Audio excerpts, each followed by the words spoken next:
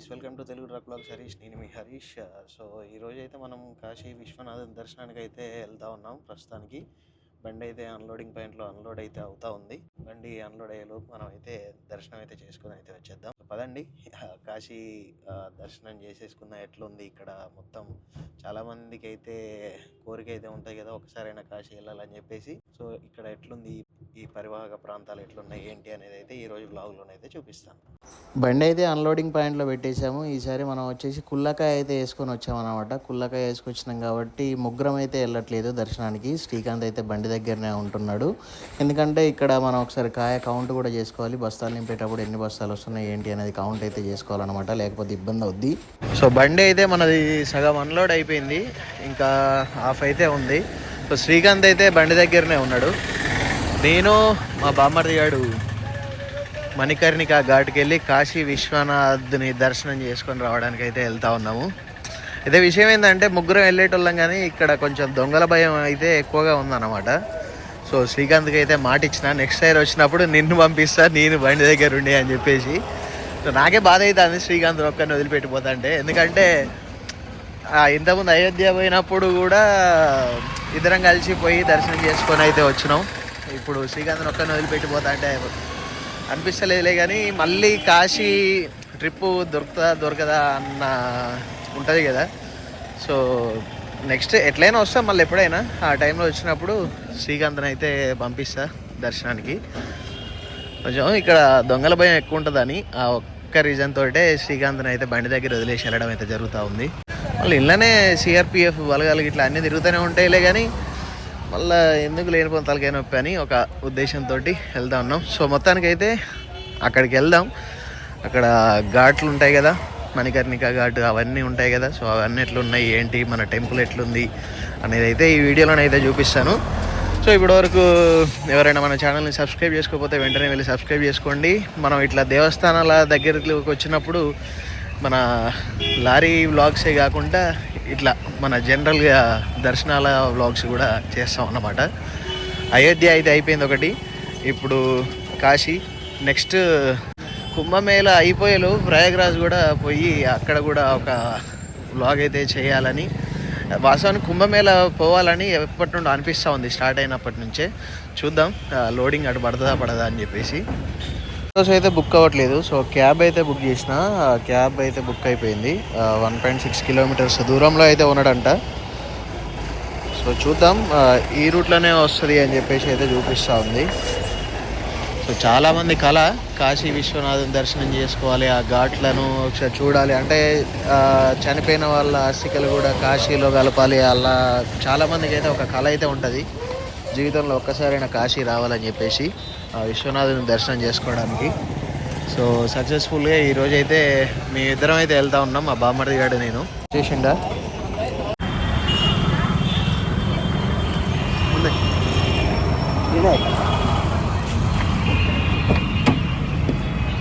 ఘాట్ కా నామ్ క్యా హై? అస్సీ ఘాట్.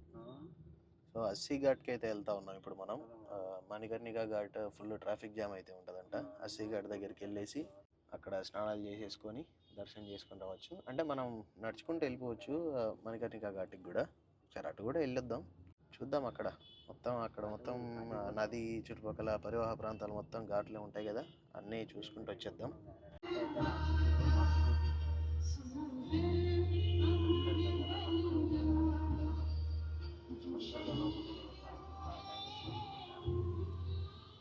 ఇక్కడ ప్రయాగరాజ్ దగ్గర మహాకుంభమేళ అయితే జరుగుతూ ఉంది కదా, దానివల్ల ఇక్కడనైతే ట్రాఫిక్ అయితే ఘోరంగా ఉంది. సో మమ్మల్ని అయితే ఆ ఘాట్ దగ్గరికి అయితే వెళ్ళదన్న బండి. ఇంకా మీరు 2 గంటలు ఇంట్లో కూర్చున్నా అనవసరంగా రేట్ పెరుగుతూ ఉంటుంది తప్ప మీకైతే ఇబ్బంది అవుతుంది అని చెప్పేసి అన్నాడు. సో అక్కడనే డ్రాప్ అయిపోయాను. ఆల్రెడీ ట్రాఫిక్లో చాలా లేట్ అయింది. ఫస్ట్ మేము ఎక్కేటప్పుడు 190 చూపించింది, మేము దిగే టైంకు 330 రూపీస్ అయితే అయిందనమాట. సో అట్లా అని చెప్పేసి ఆ క్యాబ్ డ్రైవర్ ఎవరైతే ఉన్నారో ఆ అన్న కూడా ఇంతకుముందు లారీ తోలిండంట. సో వస్తాంటే ఇక మాట కలుపుకుండా మాట్లాడుతూ ఉంటాం కదా, సో ఆ మాటలనైతే చెప్పిండు. సో ఇక మీరు ఇక్కడ దిగి కొంచెం దూరం వెళ్తే నడుచుకుంటూ వెళ్ళండి. నడుచుకుంటూ వెళ్తే మీకు ఘాట్స్ అయితే వస్తాయి వరుస ఘాట్లన్నీ చూసుకుంటూ వెళ్ళిపోండి. లాస్ట్కి విశ్వనాథ్ టెంపుల్ అయితే ఉంటుంది. ఆ టెంపుల్లోకి వెళ్ళి దర్శనం చేసుకొని నిమ్మలంగా నడుచుకుంటూనే రండి. బయటికి ఫ్రీ రోడ్ ఎక్కడ అయితే ఉందో అక్కడి వరకు నడుచుకుంటూ వచ్చి అక్కడ క్యాబ్ బుక్ చేసుకోండి అని చెప్పేసి అయితే అన్నాడు. చిలకపిత్తలని అవుతానేంద్రా. సో వెళ్దాం పదండి. అస్సీ ఘాట్కి ఎంట్రన్స్ వచ్చేసి ఇదన్నమాట. మనకు నార్మల్గా గూగుల్ మ్యాప్లో పెట్టేసుకొని నిమ్మలంగా బైవాక్ వెళ్ళే రూట్ అయితే ఉంటాయి కదా, అందులో పడి నడుచుకుంటానైతే వస్తూ ఉన్నాము. ఇక్కడ మనం చూసుకున్నట్లయితే ఈ మొత్తం పాత బిల్డింగ్స్ అయితే ఉన్నాయి. అంటే మనకు సినిమాలో కల్కిలో చెప్పినట్టు ప్రపంచంలో మొట్టమొదటి ఊరు అని ఇచ్చారు కదా మనకు సంభాషణ. సో అంటే ఇక్కడ పరిసర ప్రాంతాలను చూస్తే మాత్రం నాకైతే అట్నే అనిపిస్తూ ఉంది. ఇక్కడ ఎక్కడెక్కడో ప్రాచీన కట్టడాల టైప్ అయితే ఉన్నాయన్నమాట.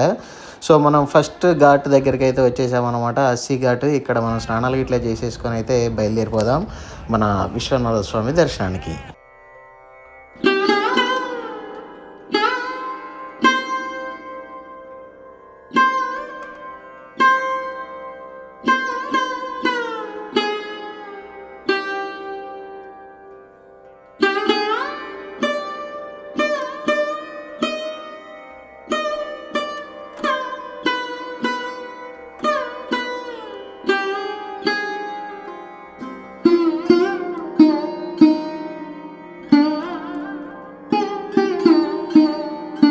కాశీఘాట్ దగ్గర స్నానాలు అయితే చేసేసుకున్నాం. ఇప్పుడు మన దర్శనానికి అయితే వెళ్తున్నాం. ఇట్లా స్ట్రైట్గా నడుచుకుంటూ పోతేనే హరిశ్చంద్ర ఘాటు, మణికర్ణిక ఘాటు ఇవన్నీ అయితే వస్తాయంట. సో బయటికి వెళ్ళి ఆటోలో వెళ్ళడం ఎందుకని చెప్పేసి ఇట్నే నడుచుకుంటూ పోతున్నాం. ఎందుకంటే అన్ని అందాలను, అంటే మన గంగా అందాలు, ఇక్కడ బోటింగ్ అవన్నీ చూస్తూ అట్లా వెళ్తూ ఉన్నాం అన్నమాట బైవాక్. అసలు ప్రపంచంలో మొట్టమొదటి సిటీ మన కల్కి సినిమాలో చెప్పింది కదా, కల్కి సినిమాలో ఏంది పురాణాలనే ఉంది. సో ఇది అన్నమాట కాశీ. ఏదో సామెత ఉందబ్బా, మన కళ్ళు ఎంతో మంచి పుణ్యం చేసుకుంటే తప్ప మనం కాశీ విశ్వనాథం దర్శనం చేసుకోమంట. చాలానే పుణ్యం చేసుకుని అయితే నేను. ఇది వచ్చేసి శివాలా ఘాట్. మొత్తం ఎక్కడ ఘాట్లు ఉన్న దగ్గరనల్లా స్నానాలు చేయడానికి అయితే ఈ విధంగానైతే రెడీ చేసి అయితే ఉన్నాయి. ఫారినర్స్ కూడా చాలా వరకు వస్తూనే ఉన్నారు. ఒక గైడ్ని పట్టుకొని, లోకల్ గైడ్ ఉంటుంది కదా, వాళ్ళకి ఎక్స్ప్లెయిన్ చేయడానికి ఒక గైడ్ని పట్టుకొని వస్తూ ఉన్నారు అన్నమాట. అండ్ చేంజింగ్ రూమ్స్ కూడా ఉన్నాయి లేడీస్ కోసం. బోటింగ్ కూడా ఇక్కడనే డైరెక్ట్ వెళ్ళిపోయి వాళ్ళతో మాట్లాడేసుకొని ఎక్కి బోటింగ్ అయితే చేసేసుకోవచ్చు. చూద్దాం లాస్ట్ వరకు మన దర్శనం అయిపోయే వరకు చీకటి కాకపోతే బోటింగ్ కూడా ట్రై చేద్దాం. మోస్ట్లీ ఇక్కడికి అస్థికలు కలపడానికి కూడా వస్తూ ఉంటారు కాశీలో. చాలామందికి ఆఖరి కోరిక ఉంటుంది అన్నమాట, కనీసం అస్థికలైన కాశీలో కలపాలని చెప్పేసి. అక్కడ మన ముందు చూసుకున్నట్లయితే అఘోరా ఏమో చేస్తూ ఉన్నాడు అక్కడ. ఈ వీడియోలో కొంచెం సెన్సిటివ్ థింగ్స్ కూడా ఉంటాయి. ఇది వచ్చేసి ఘాట్లో దహన సంస్కారాలు జరిగే ప్లేస్. 1, 2 ఎంతో పుణ్యం చేసుకుంటే కానీ ఇక్కడ దారుణ సంస్కారాలు అయితే కావంటారు.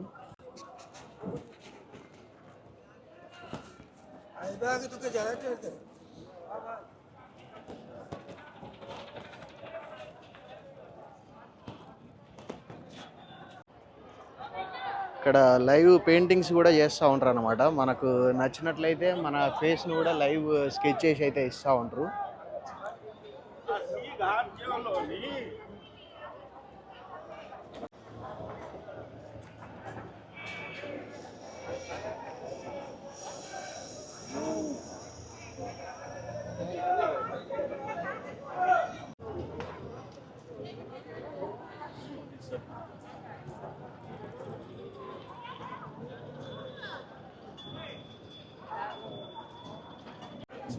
గుడి దగ్గర అయితే ట్రాఫిక్ జామ్ పెరుగుతుంది.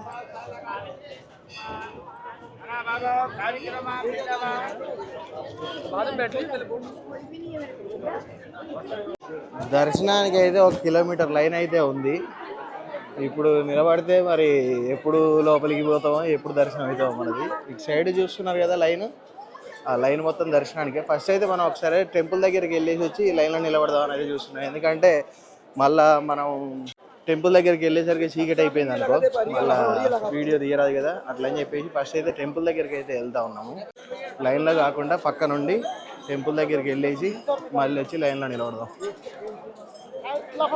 ఇది టెంపుల్ లోపలికి వెళ్ళడానికి మెయిన్ ఎంట్రన్స్ అన్నమాట. మనకు నార్మల్గానైతే ప్రోటోకాల్ ఎంట్రీస్ అయితే ఇక్కడ నుండే ఉంటాయి. అండ్ ఇప్పుడు మనకు ప్రయాగ్రాజ్లో కుంభమేళా జరుగుతుంది కాబట్టి అక్కడ నుండి ఎక్కువ జనాభా రావడం వల్ల మనకు లైన్ అయితే బయట నుండి అయితే కట్టించడం అయితే జరిగింది. లేదంటే మెయిన్ ఎంట్రన్స్ డైరెక్ట్ మనం వచ్చేసి ఇక్కడ నుండి అయితే లోపలికి అయితే వెళ్ళిపోవచ్చు అనమాట. ఇది వచ్చేసి మెయిన్ ఎంట్రన్స్. ఇక్కడ మనం త్రిశూలం అయితే చూసుకోవచ్చు. సో ఈ మెయిన్ ఎంట్రన్స్ శ్రీ కాశీ విశ్వనాథ్ అని చెప్పేసి అయితే ఉంది కదా, అందులో నుండి మెయిన్ ఎంట్రన్స్లో అయితే లోపలికి అయితే వెళ్ళిపోవచ్చు. అండ్ మనం వచ్చింది అయితే ఒక రూట్ నుండి అయితే వచ్చినాం. ఇక్కడ ఇంకో లైన్ కూడా ఉందన్నమాట. ఈ లైన్ వచ్చేసి మనకు మణికర్ణిక ఘాట్ నుండి అయితే రావడం అయితే జరుగుతూ ఉంది. సో మొత్తానికి మేమైతే గుడి చుట్టూ ఒక ప్రదక్షిణ అయితే చేసినట్లయితే అవుతా ఉందన్నమాట. ఇక్కడ అప్పటి ప్రాచీన కట్టడాలు అయితే ఉన్నాయి. ఆంజనేయ స్వామి టెంపుల్ అయితే ఉంది ఇక్కడ. జై శ్రీరామ్.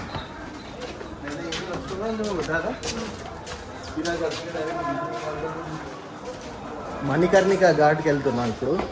మణికర్ణిక ఘాట్ ఫేమస్ కదా, సో అక్కడికి వెళ్ళి ఒకసారి అక్కడ ఎట్లుంది, ఆ పరిసర ప్రాంతాలు ఎట్లున్నాయి అనేది అయితే చూద్దాం. బాటిలా గంగాజలం తీసుకురావడానికి అయితే తీసుకొని వస్తూ ఉన్నాము. ఓ 3 బాటిళ్ళల్లో గంగాజలం పట్టుకొని, ఎందుకంటే గంగతీర్థం తేవాలి అంటారు కదా కాశీకి వస్తే. సో అందుకని 3 బాటిళ్ళు అయితే కొన్నాం.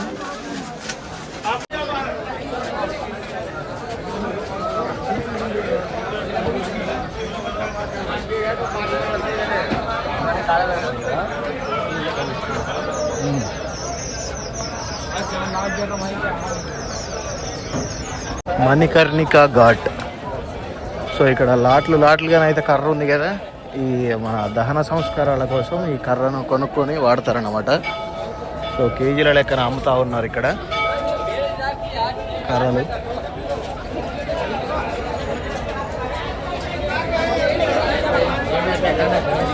సో అక్కడ మణికర్ణిక ఘాట్లో ఇక్కడ దహన సంస్కారాలు అయితే ఇక్కడ జరుగుతూ ఉన్నాయి. అక్కడ పైన కూడా చేస్తారు అనుకుంటా. అటు సైడ్ మొత్తం అదే జరిగేది.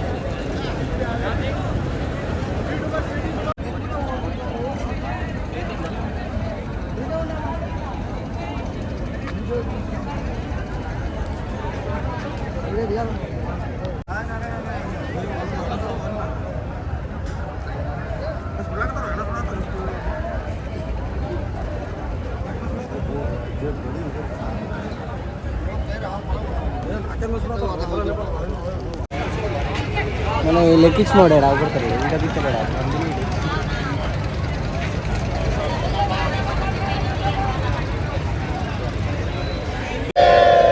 హర మహాదేవ్.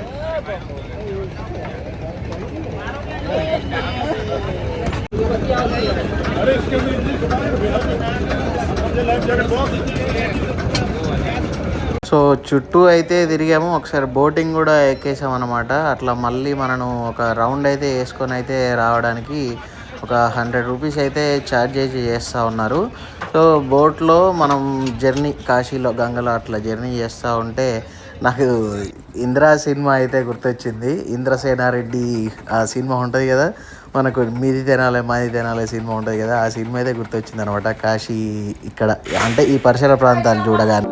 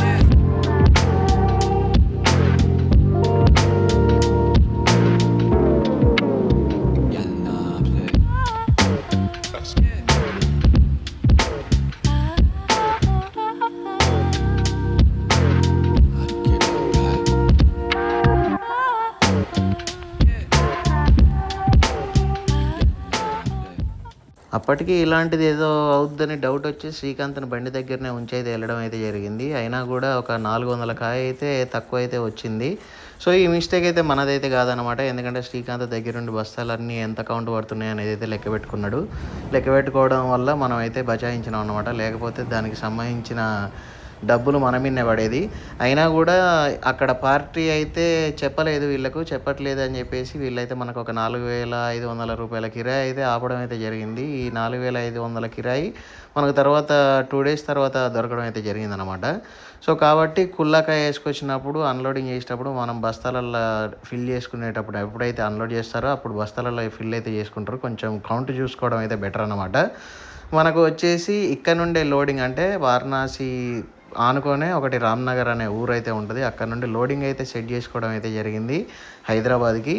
సో, హైదరాబాద్కి మైదా పిండి లోడు మనకు వచ్చేసి రూ. 2,750 కిరాయి అయితే రాయడం అయితే జరిగింది. నైట్ 11 టైంలో మేమైతే నో ఎంట్రీ అయిపోయాక 11కి నో ఎంట్రీ అయితే అయిపోద్ది వారణాసి. మేమైతే 1:30 వరకు అయితే బండిలో అక్కడే మార్కెట్లో పడుకొని 1:30కి అయితే బయలుదేరడం అయితే జరిగిందనమాట. సో, నైట్ లోడింగ్ పాయింట్ దగ్గరికి వెళ్ళేసి పడుకుంటే మనకు పొద్దుగాలనే లోడ్ అవ్వడానికి అయితే ఛాన్స్ అయితే ఉంటుంది. ఆ విధంగా మనం నైట్ 2:00కి లోడింగ్ పాయింట్కి అయితే వెళ్తా ఉన్నాం. వీడియో ఇప్పటివరకు చూసారంటే వీడియో మీకు తప్పకుండా నచ్చే ఉంటుంది. వీడియో నచ్చినట్లయితే తప్పకుండా ఒక లైక్ చేసి కామెంట్ చేయండి. అండ్ మీలో ఇప్పటివరకు ఎవరైనా మన ఛానల్ని సబ్స్క్రైబ్ చేసుకోకపోతే వెంటనే వెళ్ళి సబ్స్క్రైబ్ చేసుకొని బెల్ ఐకాన్ అయితే ఆల్లో పెట్టుకోండి. Thanks for watching. Love you all. జై హింద్. జై డ్రైవర్.